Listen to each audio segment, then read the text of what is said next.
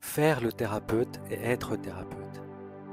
Des fois, en séance, il m'arrive de prendre soudain conscience de mon fonctionnement face à mon patient. Je pose des questions, je creuse, j'analyse. Mon attention est tout entière tournée vers lui.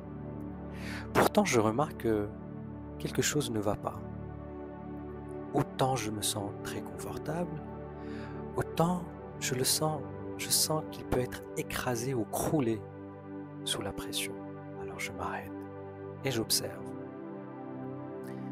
Et souvent je réalise, je suis en train de faire le thérapeute, de jouer au thérapeute.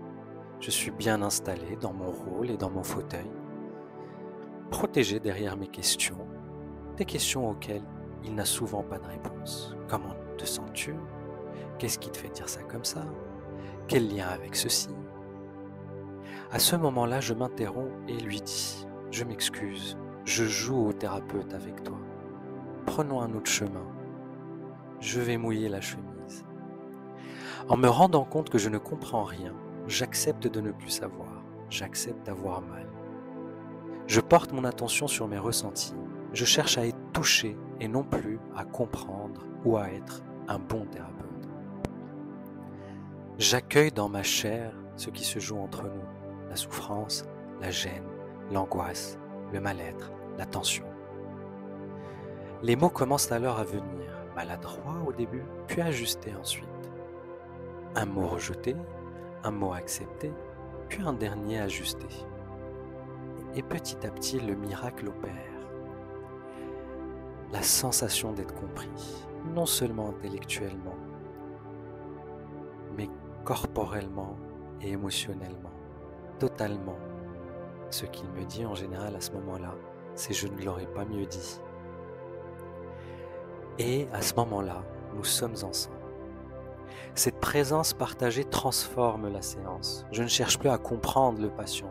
Nous sommes juste là, ensemble, à essayer de mettre au mot, en sens, en acte, la complexité de son humanité. Et cette expérience est transformatrice. C'est pour cela que pas pour cela, mais c'est cela que je cultive dans les ateliers pour les professionnels de l'accompagnement.